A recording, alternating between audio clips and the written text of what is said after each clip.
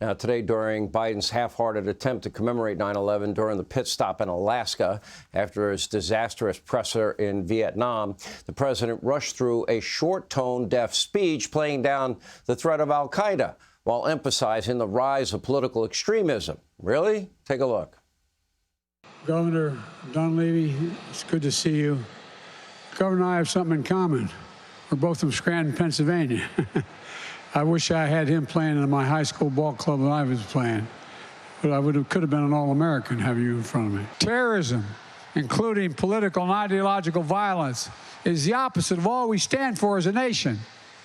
It settles our difference peacefully under a rule of law.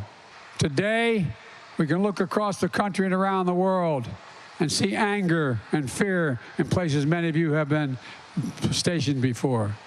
A rising tide of hatred and extremism and political violence. It's more important than ever that we come together around the principle of American democracy, regardless of our political backgrounds. We must not succumb to the poisonous politics of difference and division. We must never allow ourselves to be pulled apart by petty manufactured grievances. What do the families of 9/11 victims think about the speech in Alaska? Here to respond, Tunnel to Towers Foundation Chairman, CEO Frank Siller. He lost his brother on 9/11/01, along with Fox News contributor Joey Jones. Frank, you can add to that the al-Qaeda 5, and we don't have to turn this into a death penalty debate, but the idea that they'd want to cut a deal with them and prevent them from getting ultimate justice is unbelievable to me.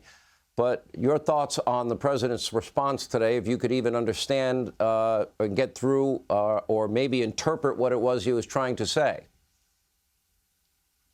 So on a day like today, which is such a sad day for my family and so many other families that lost a loved one 22 years ago, you would think that a president would bring some comfort to 9/11 families and to speak of unity and speak of making sure that we're going to keep this country safe against people that are trying to kill us then, and I guarantee are still trying to kill us now. Some of them are coming over our borders. And it was disturbing to watch him and his remarks and the way that he was, his administration was boasting about a $40 billion deal with Saudis, for infrastructure. And I mean, it's not only just tone deaf, it's disturbing because it's almost like they don't care. They just don't care. And, America, we got to protect America because there's great heroes that went there and died on that day, like my brother ran through the Brooklyn Battery Tunnel with his gear on his back, a firefighter, wife, 5 kids. What a sacrifice he made.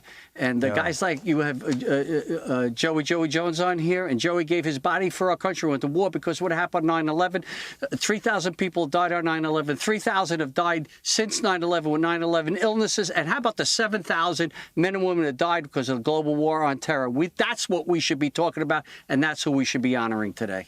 And Joey Jones, you did 8 years of service. You worked with the explosive ordnance disposal as a explosive ordnance disposal technician. You were in Iraq and Afghanistan, separate tours. In Afghanistan, you were responsible for disarming and destroying over 80 IEDs, saving, God knows how many thousands of lives. That's thousands of pounds of explosives. And August 6, 2010, you stepped on and initiated an IED. You lost both your legs above the knee, severe damage to your right forearm, both wrists. And, what are your thoughts? Because you know what? There's so many that suffered like you have and others that never came home.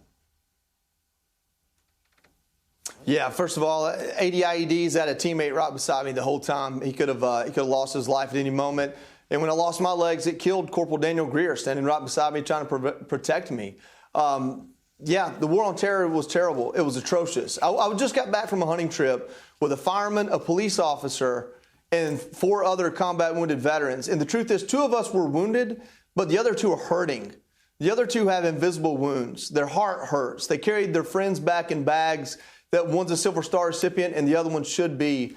The legacy of 9/11 will continue to hurt for generations to come. All we ask of those that represent us, those that get to make decisions, is to be honest, make the best decision they can, and have accountability when they screw up. So when you look at Joe Biden, I can't help but think about the fact that, Flight 93 was headed towards D.C.